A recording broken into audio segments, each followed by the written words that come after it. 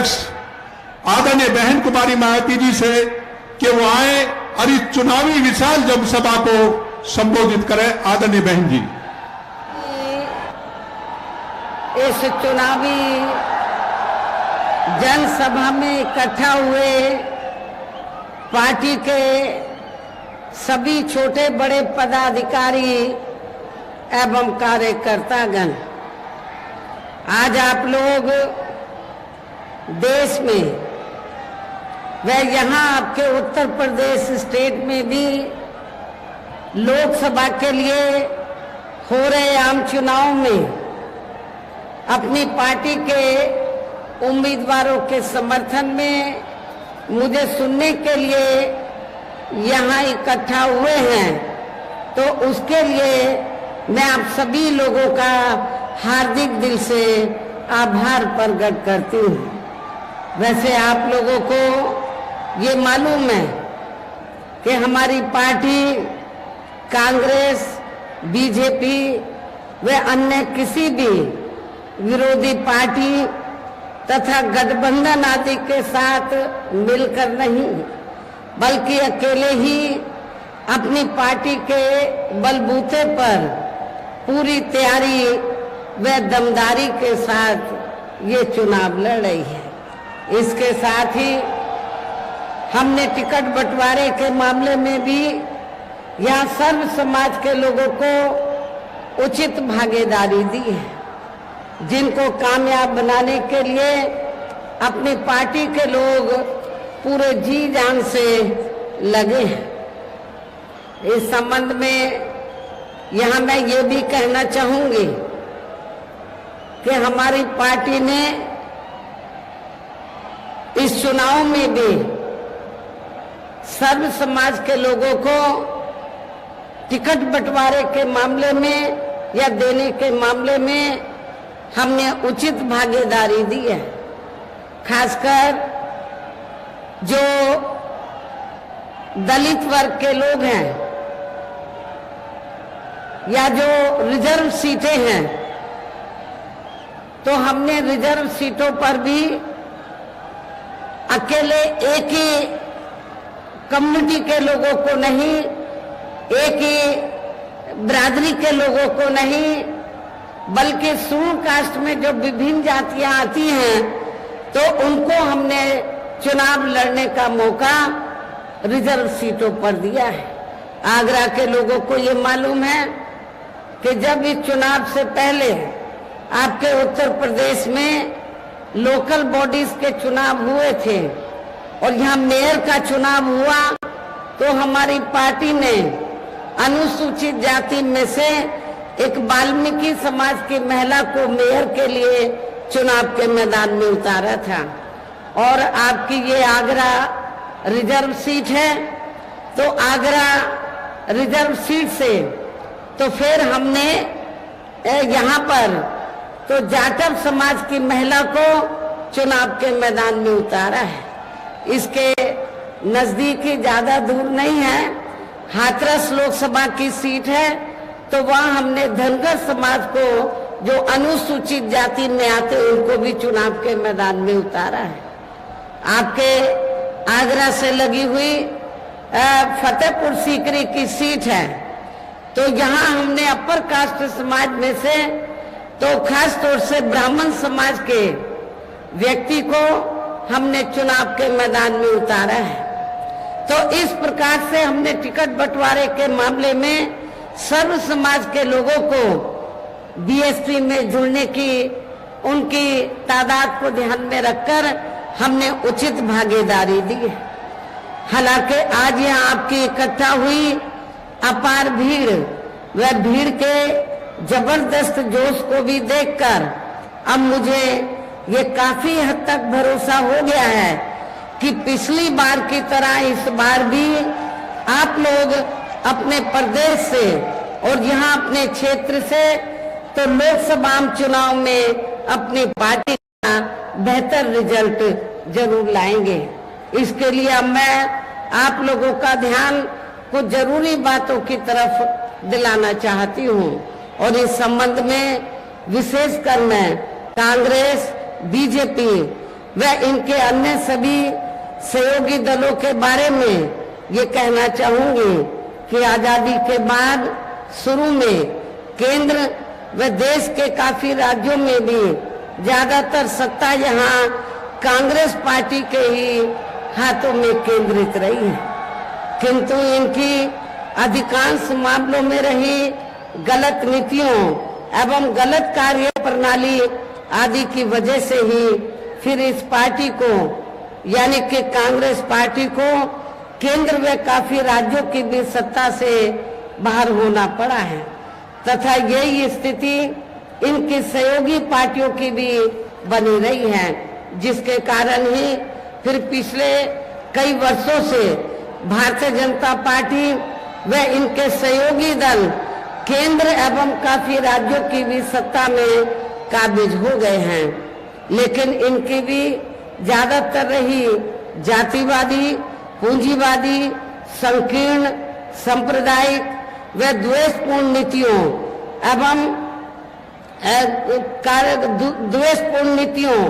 एवं कार्य प्रणाली आदि से तथा इनकी कथनी व करनी से काफी अंतर होने की वजह से अब ऐसा लगता है इस बार ये पार्टी भी यानी कि भारतीय जनता पार्टी भी केंद्र की सत्ता में आसानी से वापस आने वाली नहीं है, बशर्ते यदि ये चुनाव इस बार फ्री एंड फेयर होता है तथा आम चर्चा के मुताबिक वोटिंग मशीनों में भी कोई गड़बड़ी आदि नहीं की जाती है और वैसे भी इस बार चुनाव में इनकी कोई भी पुरानी एवं नई चल रही नाटकबाजी,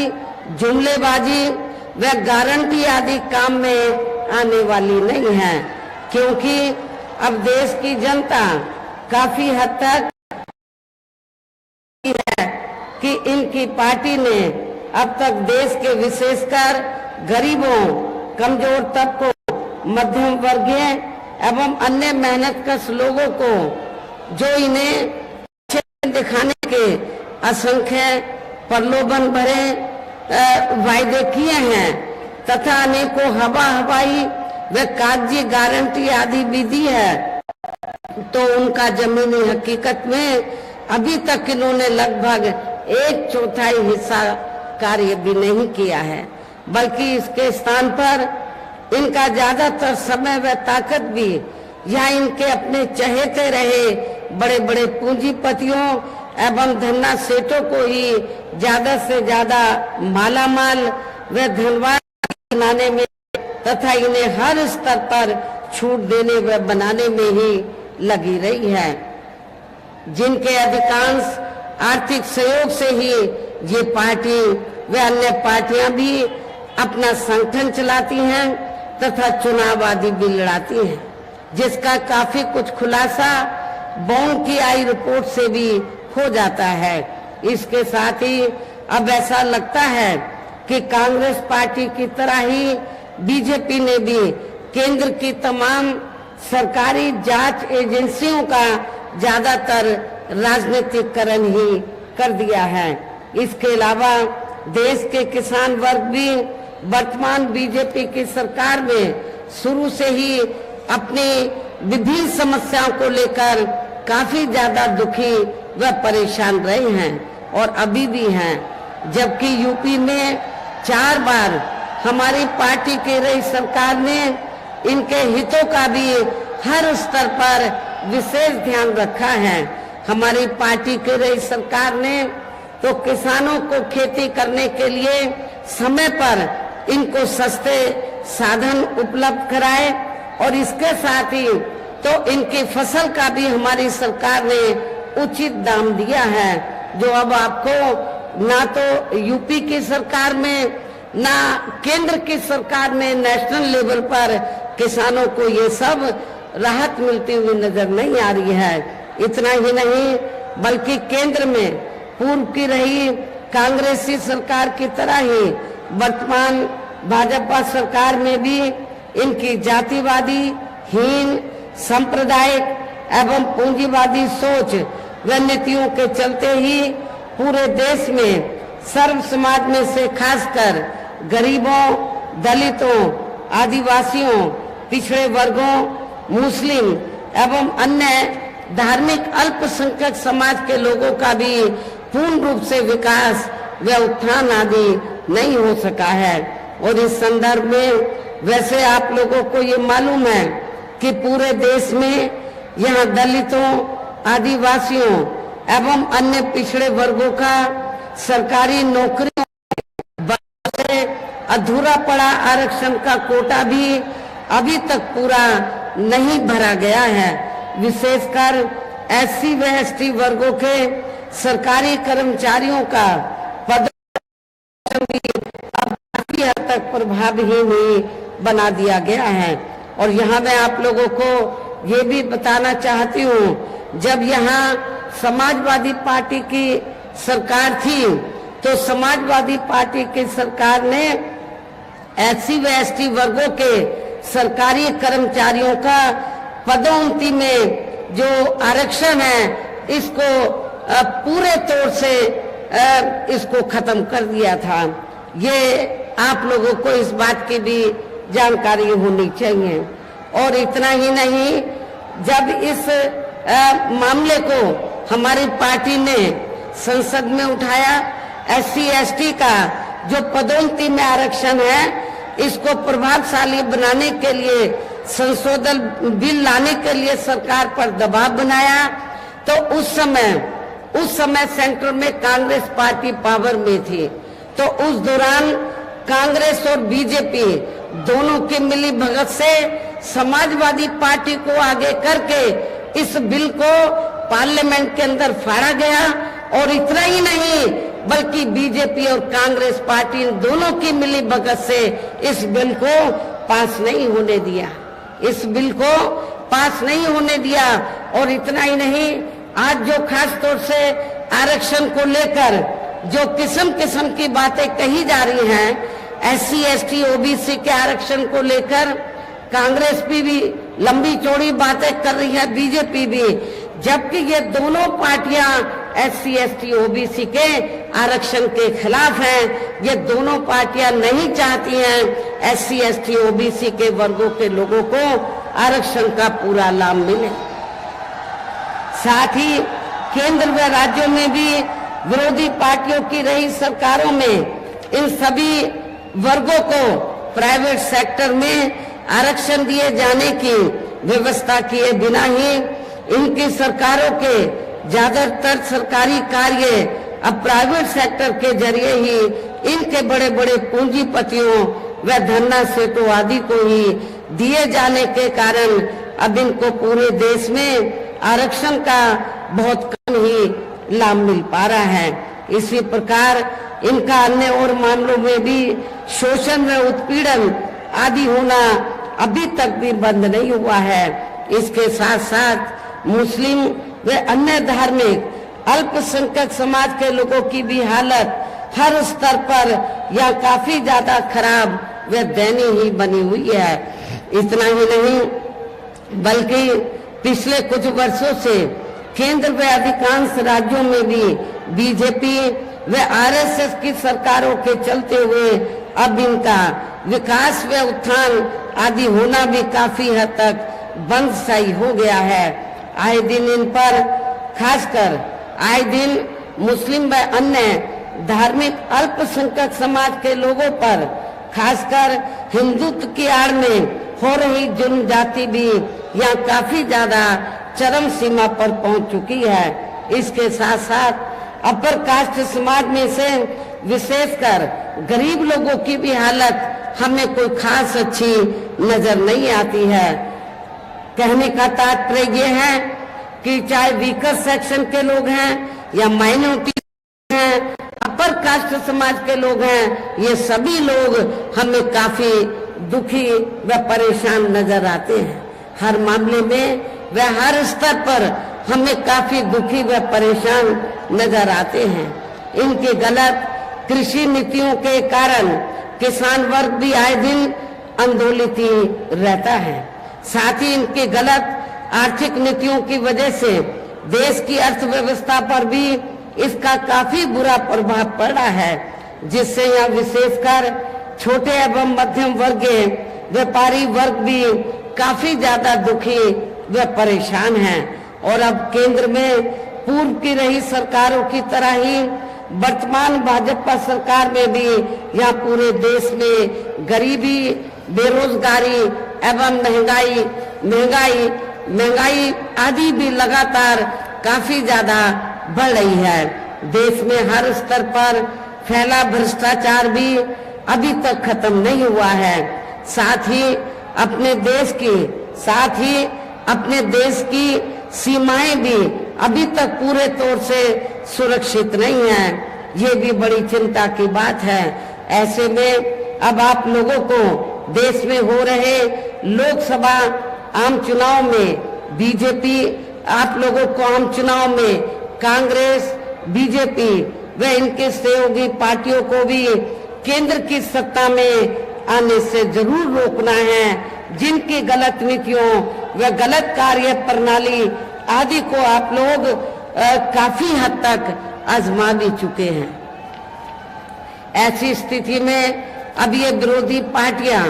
इस चुनाव में भी किस्म किस्म के साम, दाम, दंड भेद आदि अनेकों हथकंडे इस्तेमाल करके केंद्र की सत्ता में आने की भी पूरी कोशिश में लगे हैं, जिनसे अपनी पार्टी के लोगों को हर स्तर पर काफी ज्यादा सावधान रहना है। और इस मामले में विरोधी पार्टियां अपने अपने पक्ष में हवा बनाने के लिए खासकर मीडिया,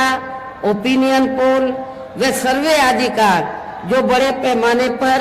इस्तेमाल कर रही हैं, तो उससे भी अपनी पार्टी के लोगों को बिल्कुल भी गुमराह नहीं होना है। इसके साथ ही विरोधी पार्टियों के विभिन्न रूपों में जारी किए गए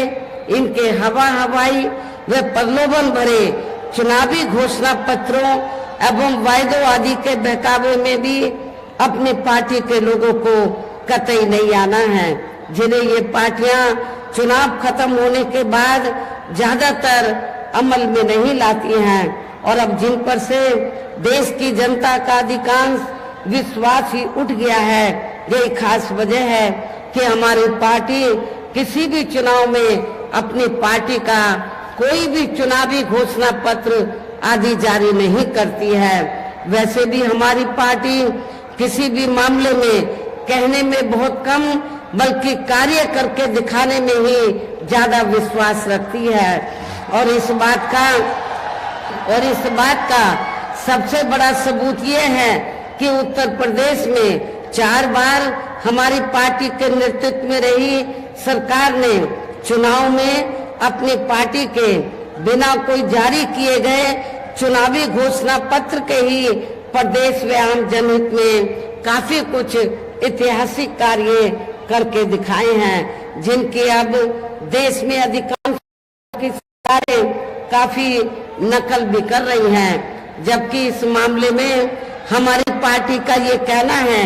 कि यदि इन पार्टियों के स्थान पर केंद्र में हमें अपनी पार्टी की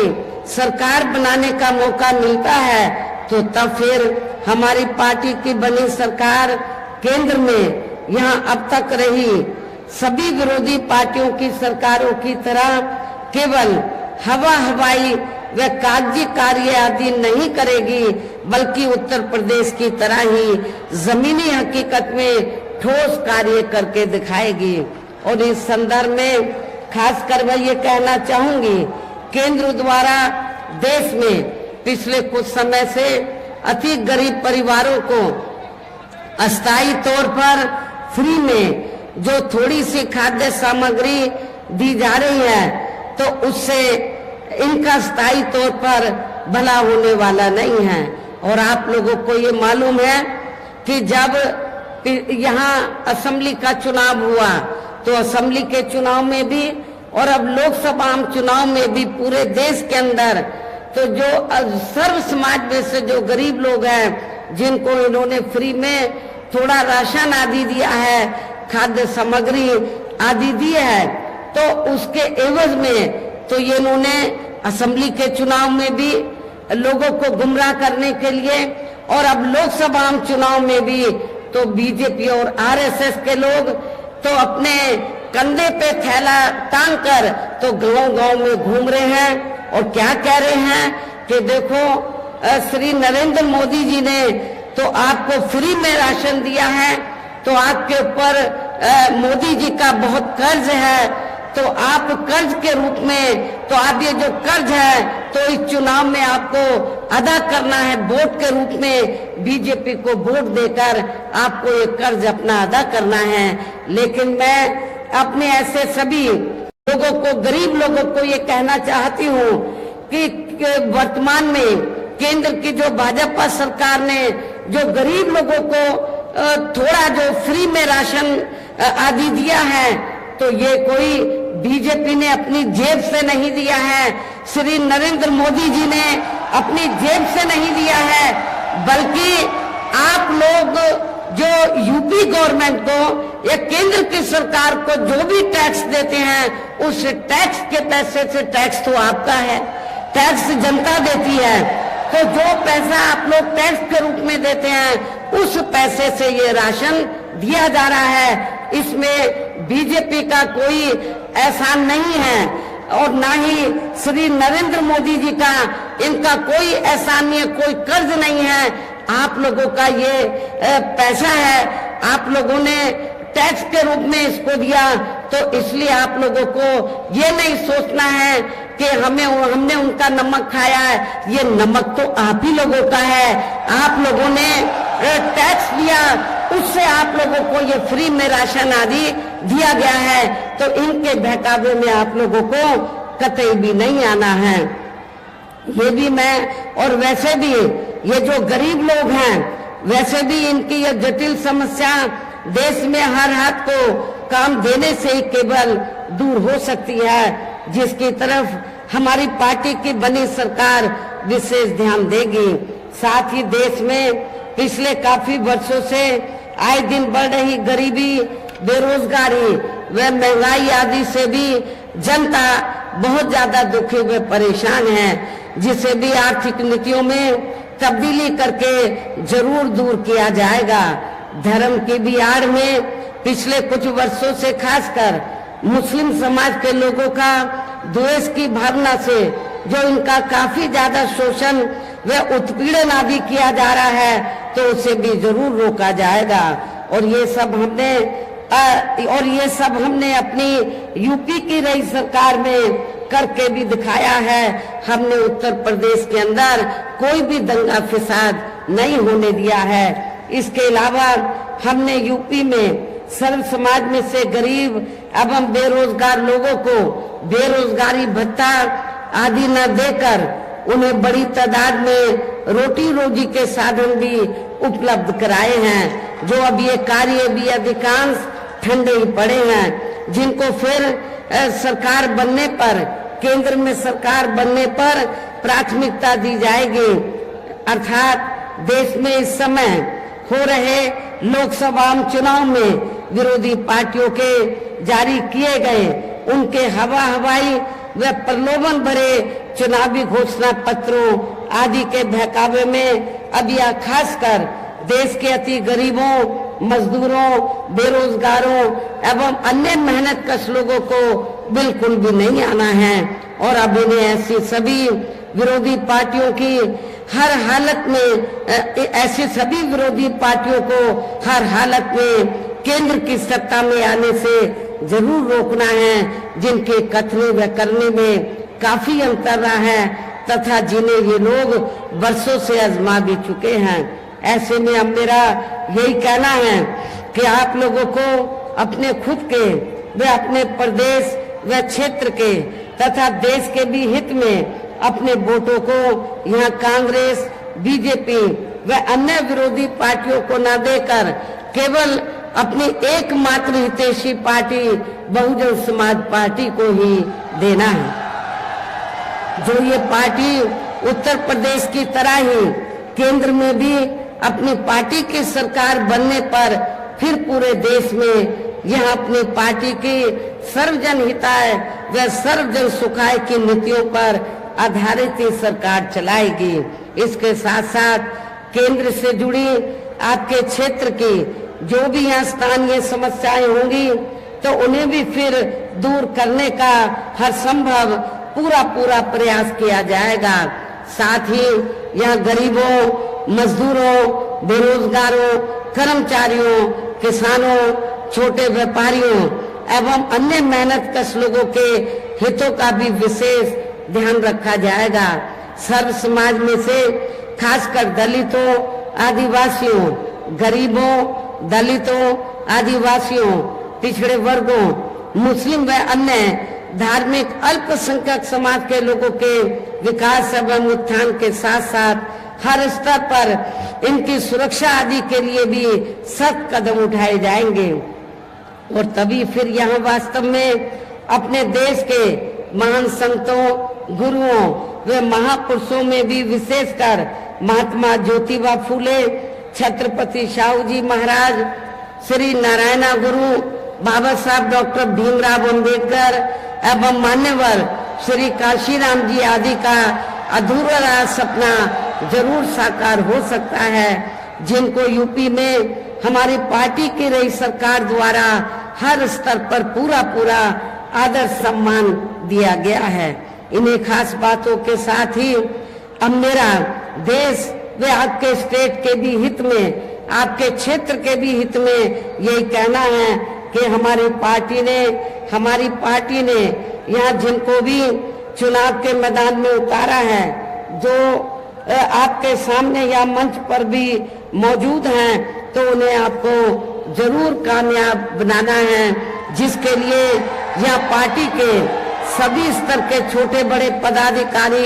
एवं कार्यकर्तागण आदि पूरे जी जान से लगे हैं। और अब अंत में मेरा यही कहना है कि आप लोगों को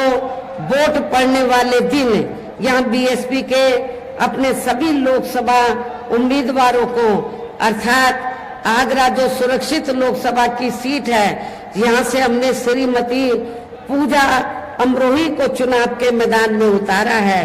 इसी जिले में, आगरा जिले में ही दूसरी सीट है फतेहपुर सीकरी लोकसभा की सीट। यहाँ से हमने श्री राम निवास शर्मा को, जो बहुत ही सामाजिक हैं और जी जान से अपनी सीट को जीतने में लगे हैं, इनको चुनाव के मैदान में उतारा है। हाथरस सुरक्षित लोकसभा की सीट से हमने श्री हेम बाबू को चुनाव के मैदान में उतारा है। हमारी महिला भी जो आगरे से चुनाव लड़ रही है, आपके जाटव समाज से ताल्लुक रखती है,